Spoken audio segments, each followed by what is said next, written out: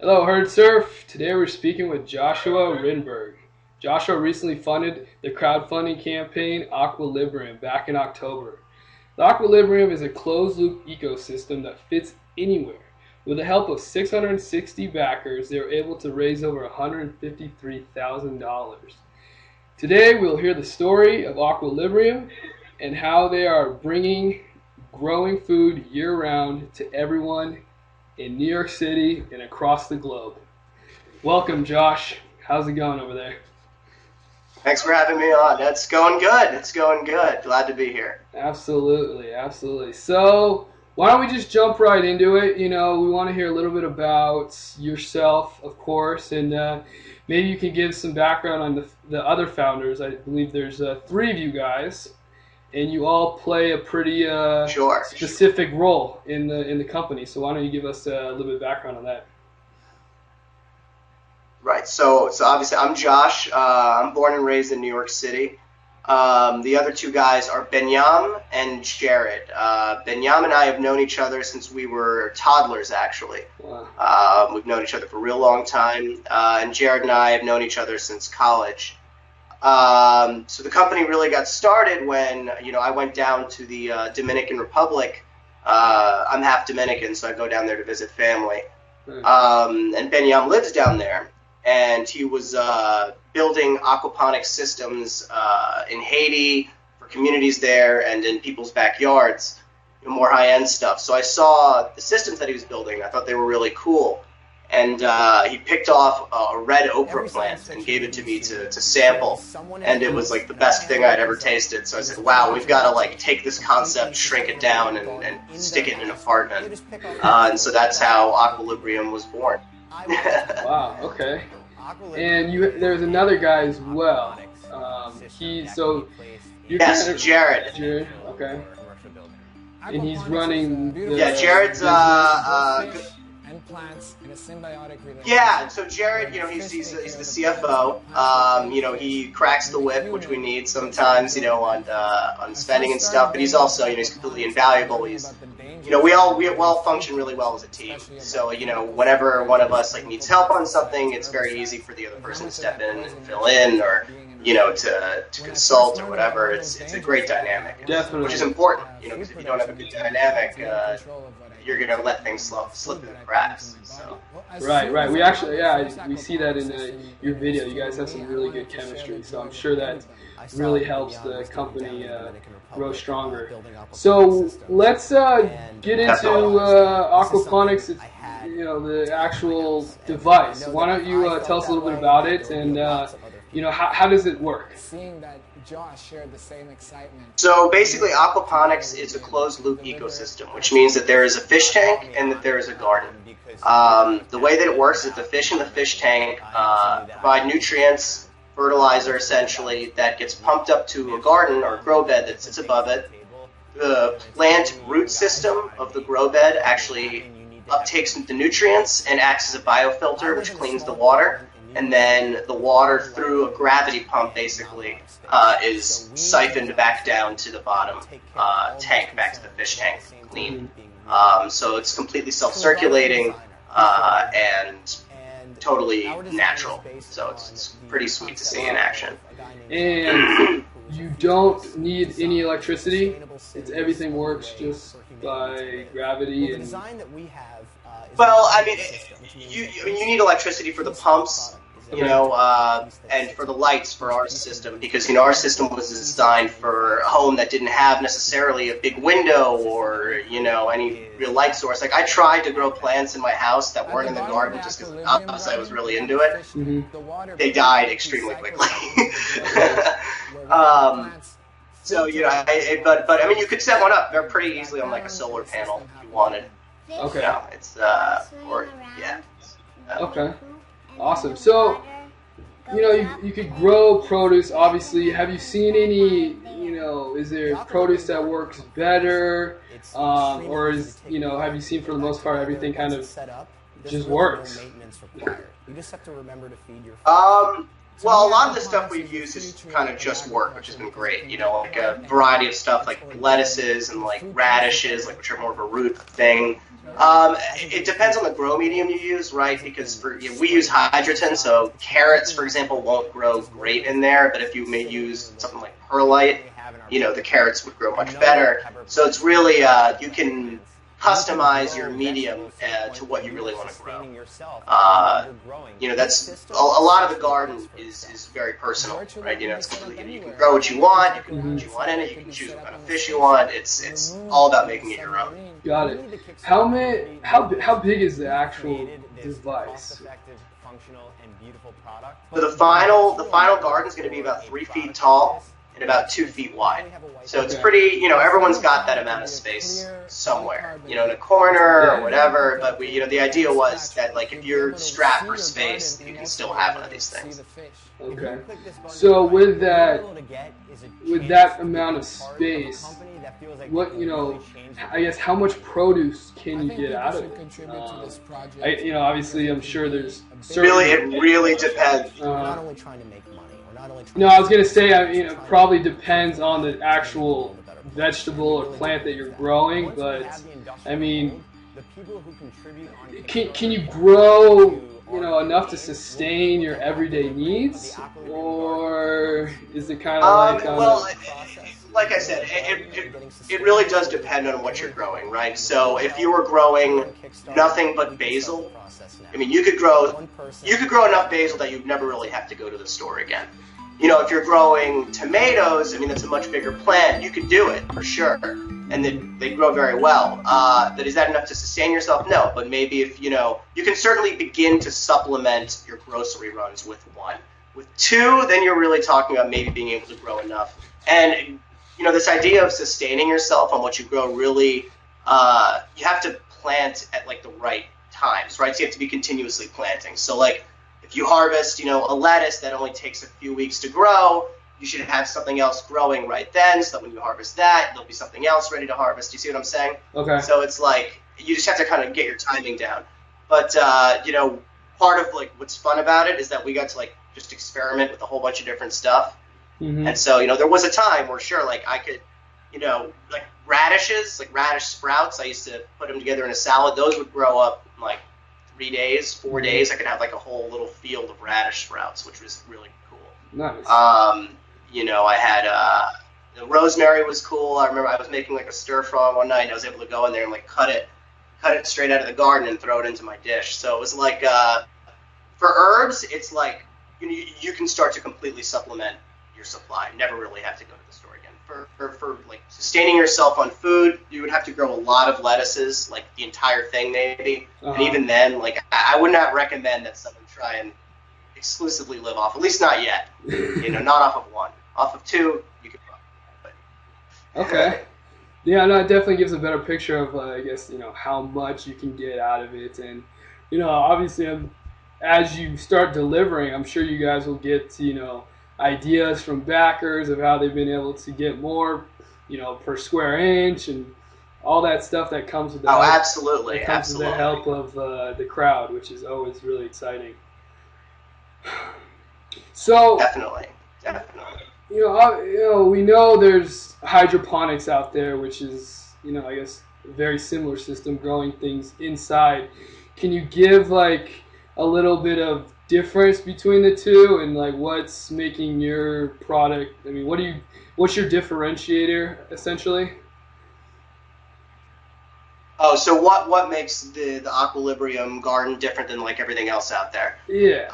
It's, you know, first of all, it provides its own lights, which is really important. A lot of the other products out there do not supply lights, so that if you live in a small apartment, you really, you know, you can't use it to grow. You can't grow anything. Okay. Without a light source. Also, it looks like an art piece. It really is a beautiful design.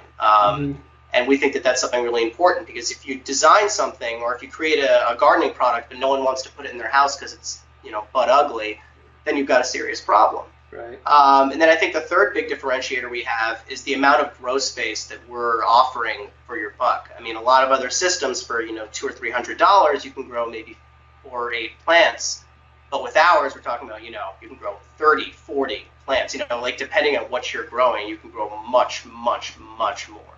And that was important to us. The ability to grow significant plants, like not just herbs, like you can grow a tomato plant, you can grow a pepper plant, you can grow eggplants. The whole idea was that you can grow a real garden in your house as opposed to like a nice little herb garden, which is great, but there's, the functionality is held back. Got it.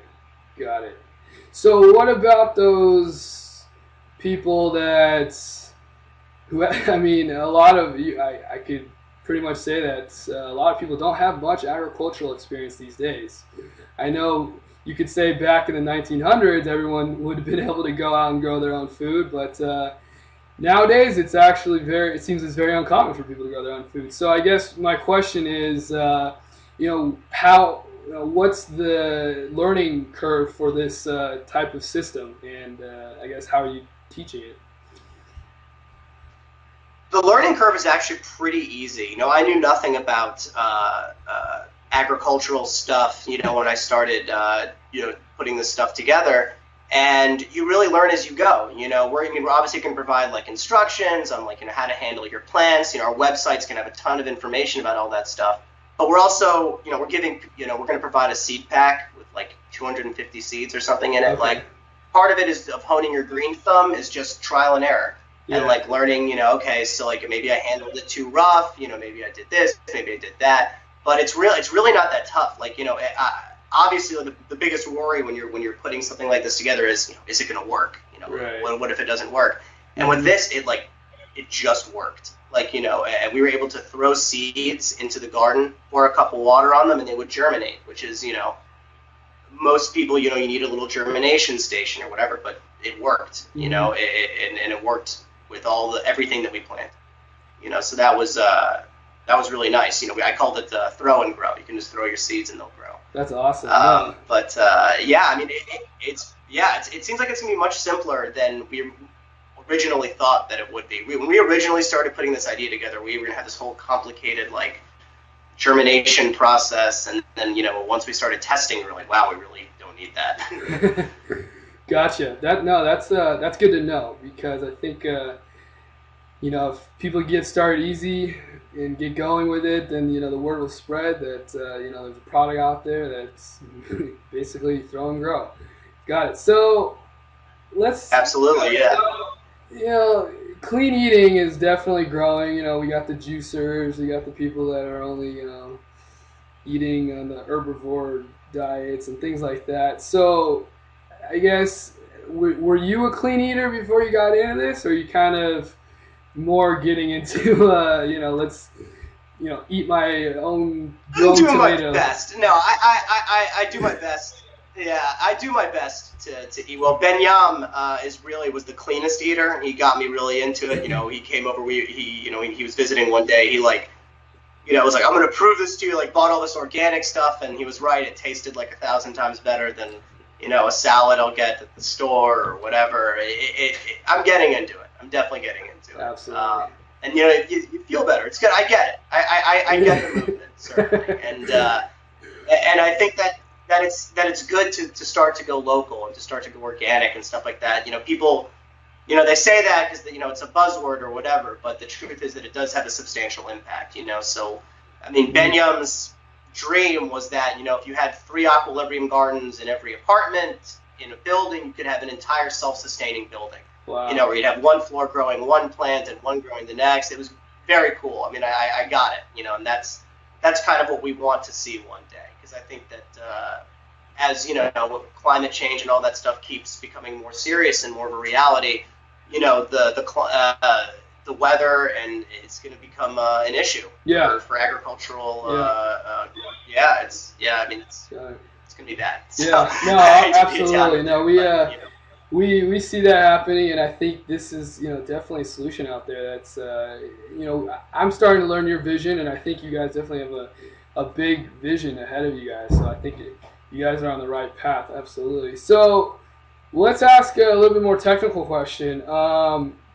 You did say that the Aqualibrium requires an electricity pump. So Electricity. So, do you have any like data on like how much electricity it actually uses? Like, if someone was Sure. Yeah, it's I think. Hold on, I'm gonna have to do a little bit of math here in my head.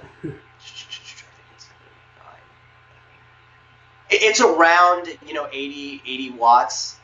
90 watts. It's kind of like it's surprisingly small amount. It's like a halogen lamp or something. Okay, It's not that bad. Okay. When it comes to energy, because the lights we're using are LEDs, so they're extremely low power consumption. Yes. And the lights and the pump are really the only electrical things you're using there. So I think it's around 70. It's in that region.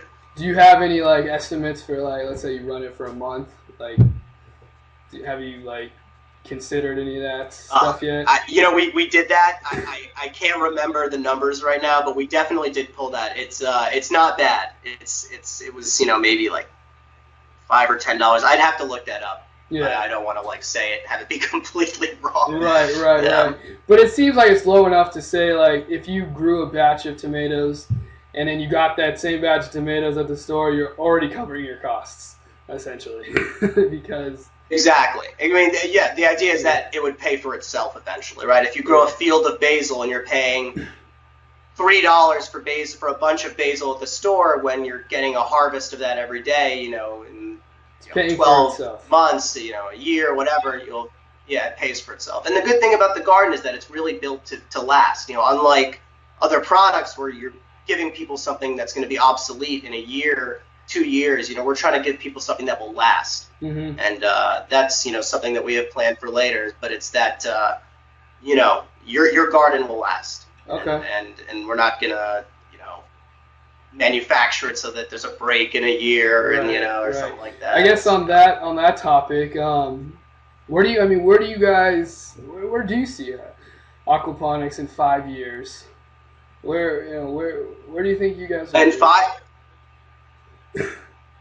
Well, I think the field is definitely expanding rapidly. You've got guys like you've got us. You've got guys like Back to the Roots who have an awesome product. Mm-hmm. I think that indoor gardening and urban farming, is going to be one of the next great big industries. Mm-hmm. And I think maybe in 5 years we could really start to see the beginning of that. Maybe like if you're thinking of the curve, maybe it'll be like right around there. Okay.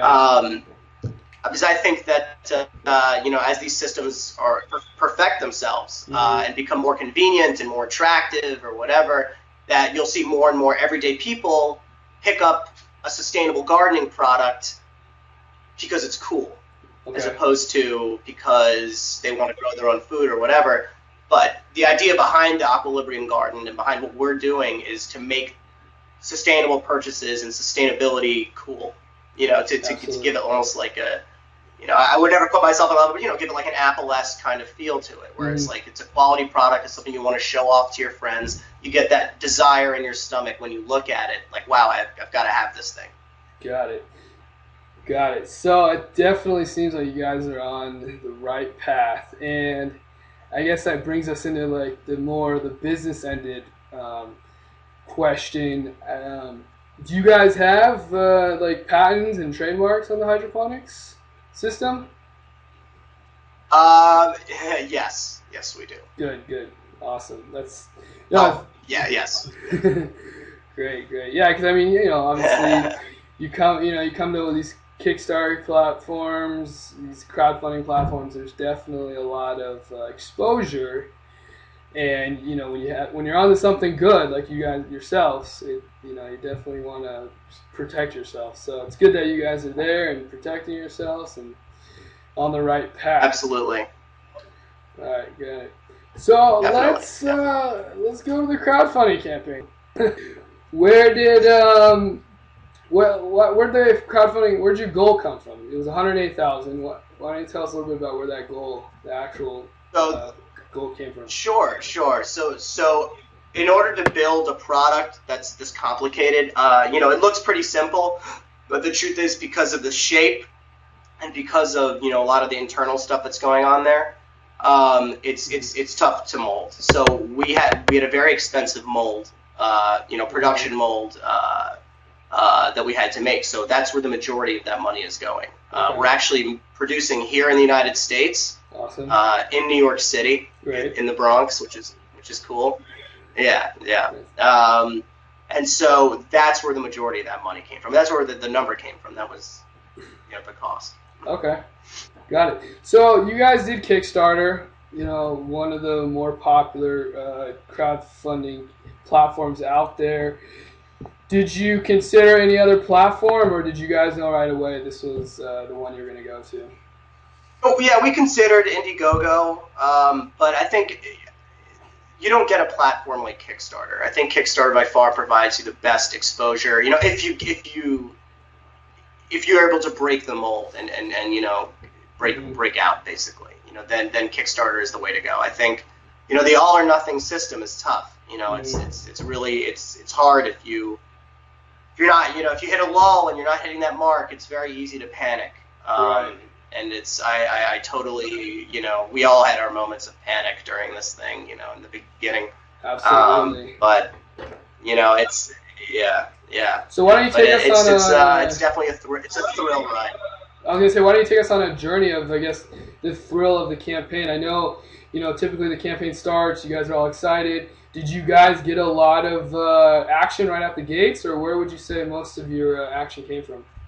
Yeah, we had a ton of action right out of the gates. So I think we raised like $15,000 in our first 3 days or something like that. Nice. We had a great first few days, and then we got it was incremental from then on out. Mm-hmm. And then the last maybe 4 days we got another really big push from the Kickstarter community. Nice. Which was cool. So I mean, it's as you would expect. It was the beginning and the end, and the middle was kind of like a up and down, mm-hmm. kind of thing. You guys did. It was a 30-day campaign, if I'm correct. Yes. 30-day campaign.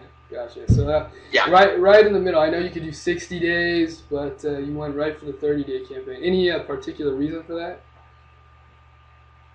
Kickstarter recommended it. I don't know. I mean, in retrospect, I was like, yeah, maybe we could have gotten, more if we had done longer, but I don't know. I think 30 was good. It kept the pressure up on us to keep, reaching out to people and just, getting our message out as much as we could. We actually set the garden up in Union Square in the market there one weekend and just, handed out flyers and whatever, but, it definitely got a lot of interest there. Mm-hmm. You have to be creative. Wow, so I mean, you hit the streets. You can't say a lot of projects actually go out there and we hit the streets. Good. Yeah, no, we hit the streets. And that was, really we got a lot of orders out of that, and I think because this is the kind of thing, if you put it on the street, people are going to ask, what the heck is that thing? Yeah. So it was definitely a good idea. Yeah. It has that the element of what is that? It looks futuristic. I want to touch it. I want to learn more about it. Yeah. Yeah, definitely. Exactly. That was we figured out what like the line that would get people to actually talk to us was. It was, would you like to learn what this is? Was the line. Not. Yeah. That's good. That's really exciting to hear. So, besides actually hitting the streets, was there any other particular way of promoting the product? Obviously there's the Twitters and the Facebooks, but did you guys have any like relationships with like specific blogs, or was it just like, I'm going to talk to every one of my friends? Did you have any strategy there? We talked to every one of our friends. We reached out to every blog that we could. The truth is that most of the blog pieces that we got, like the Fast Company write-up and all that stuff, which actually came at the end of the campaign, they reached out to us. Oh, that's most. That was interesting. Because most of the individual reach-outs, didn't necessarily pan out. But they came to us. I think the most effective thing for us, I mean, Twitter really does make the world flat. I think the campaign really gave me a whole new appreciation for Twitter as a platform. You're really able to message any person in the world essentially, and get their attention for at least a fraction of a second. And once you're able to do that, if they like what you're doing or whatever, like, you know, they'll retweet you out to 100,000, 200,000 people, and that's eyeballs, and then, you know, it's kind of a chain reaction. Got it. Yeah, I mean, we've all heard that Twitter has effectively made a lot of these Kickstarter, Indiegogo campaigns, you know, successful. So I think it's really revolutionizing the way you get your word out. So that's exciting that you guys were able to use it.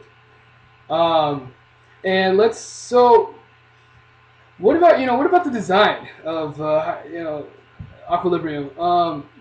It's very futuristic. You kind of compared it to like the Apple-esque type of product design.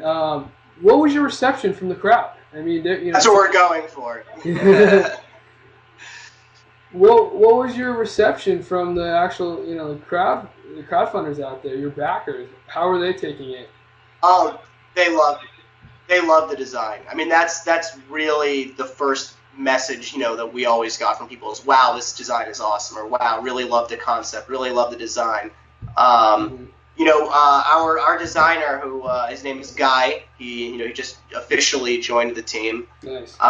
He based this design off of the designs of Jacques Fresco, as you saw in the video, which is this guy. Yeah. He's a futurist. They actually just had their own successful Kickstarter campaign right in the middle of ours. Nice.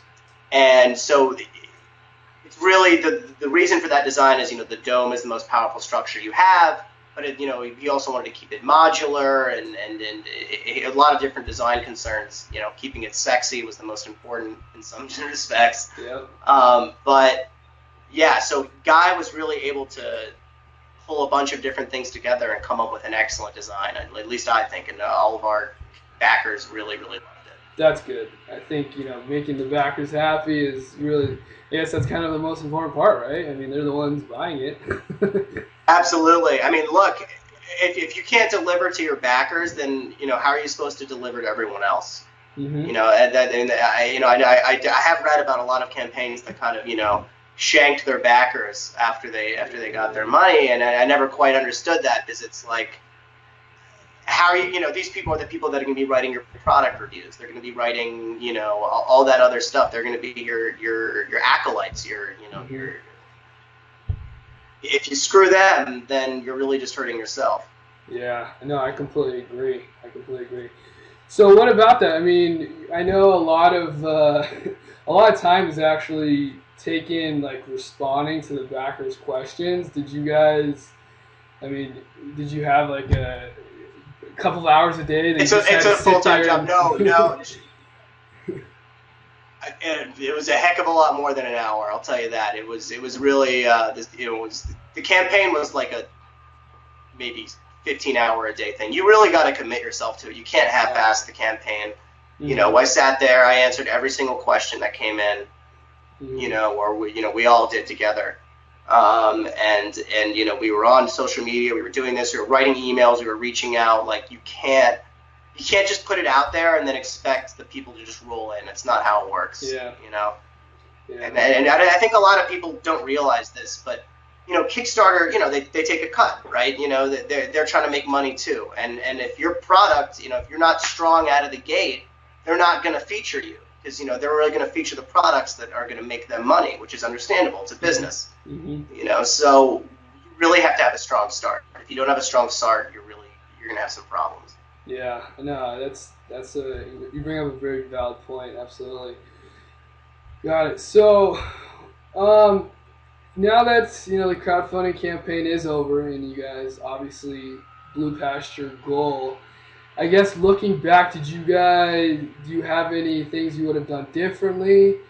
And then also kind of like tailing off on that question, do you guys recommend doing specific things to other potential backers or founders? I can't think of anything I would have done differently necessarily. I'm sure if I really thought about it, I could think of quite a few. Mm-hmm. But in terms of things that you need to do, I mean, Twitter, like I said, you got to do Twitter. You got to answer every person's question, even if you think it's stupid or whatever, or obvious, like, or, because, a lot of questions you get are people who didn't necessarily watch the entire video or whatever. You can't expect people to sit there and watch the entire video. It's just not going to happen. As much as you love it, people have things to do.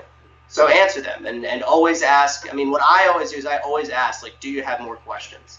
Because I'm happy to answer them, because, you have to, like, make people think that, that you care about their input or whatever they're concerned about, and do what you can to address it. And definitely get feedback on your product from people who won't be nice to you before you put it out there, because that will give you an opportunity to make tweaks or changes. When we were first coming up with the garden, we didn't have the doors at the bottom that would keep pets and kids out of the aquarium.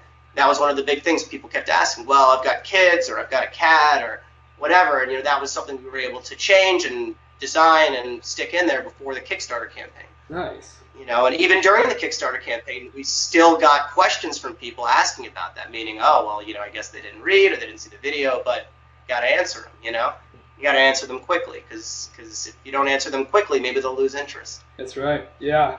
No, that's. I think that's kind of really the more exciting parts of these crowdfunding projects, is that you think you have everything planned out, you think you have a great product, but what really helps you at the end of the day is the people giving you the feedback and taking that, like, not taking that lightly. Yeah. So, exactly. No, you can never think that you're too good for criticism. I mean, you can never do that. If you do that, then you're dead in the water, because, what are you going to do? Right. So you guys now have $153,000 in the bank, so you guys are ready to go. You're pushing forward, obviously. But it's leaving us so quickly. Is that right? Okay. Yeah, that's right. And so, like, what's going on in the office now? I mean, what are you guys really, like? What's changed, and what's, like, kind of like, where do you see the movement going? I mean, I know you guys are expected to ship in 2014. So, is that are you planning to make that happen? Oh, absolutely.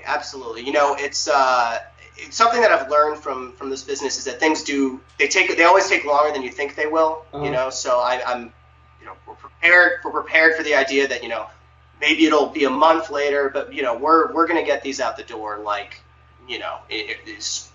spring, like, at the latest, at the absolute latest. We said March in the campaign, and I think we're still on track for that, very much. But you never know. Like, what if the LED shipment is late? Shipping. It's everything can always go wrong.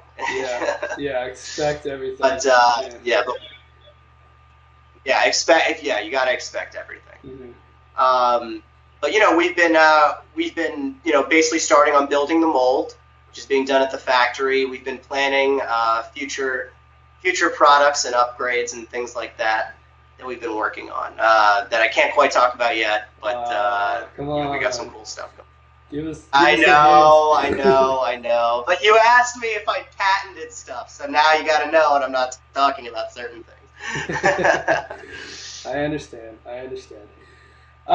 Great. It's I think it's really exciting what you guys are doing, and it's one of those projects that I think is really going to revolutionize how people are growing things in their house. And it's funny, because you thought back in the day it's almost like you had to have an actual house to grow in your garden, but nowadays you can still live in an apartment and have tomatoes fresh to your salad. Absolutely. That's the hope. That we want to revolutionize the indoor gardening industry, like we really, really do. And we think that that not only would it be cool. I mean, obviously it's cool, it's fun to make an awesome product and go out there and make a lot of money, but we really believe in the idea behind our product, which is sustainability, and trying to make sustainability affordable, and put it in every home. Mhm. That's really important to us, and we're still doing side projects in Haiti where we're building systems, or Benyam specifically is building systems in Haiti, Mhm. uh, for villages down there where things weren't able to grow, and now they have an aquaponic system and they can have a year-round garden. So it's especially in places like that, it's they're ready to try something new, Mhm. and not only are you giving people food, but you're giving people kind of a job, because one person grows something, they bring it to market, Mhm. and then they barter, they exchange. It's really interesting. Uh, Wow. uh, the stuff we learned from down there. So you're Yeah, actually building, you're almost building out economies with your product. yeah. I mean, that's kind of the idea, is that you can build an economy with one. Wow. I mean, at least part of one. Yeah. A place like Haiti has tried everything else. So they're desperate for ideas. Hmm. Yeah, absolutely. So w- we're really thrilled to have you today. I Glad to be on. learned a great amount about this product and this revolutionary product. But we want to ask one more question. You are an entrepreneur yourself. Do you have any advice for people that are looking to go to crowdfunding or looking to pursue something on their own? Do you have any advice or tips? Absolutely. I mean, you know, eh, just. I mean, to not sound like a Nike commercial, but just do it. A lot of people. I've said this before. We're brought up. Our whole generation. I'm 24. Was brought up to be kind of risk averse. To pick the safe path, and no great product was ever made. No great company was ever formed without someone taking a great risk. Mm-hmm. And risk, kind of have to embrace it at some point, because if you Mm-hmm. don't, then you'll never make it. It's everything is a risk, and you kind of got to just cut the cord and do it if you're going to do it. Got it. So just go out there and do it. He said it himself. That is my advice. Well, Josh, I really, really thanks again for having us today, and thanks again for your time. Anytime, We can't wait to absolutely. see more and see the product ship and get things going and watch it grow and prosper. And we're excited, and hopefully, we'll be hearing more from you guys in the near future. Definitely, definitely. We'll be back. Good to hear. Good to hear, Josh. Okay, well, I think that does it, and we'll be in touch, Josh. Thanks again for your time. Absolutely, absolutely. Thanks, man. Thanks for having me on. All right, have a good one. Take care. Bye.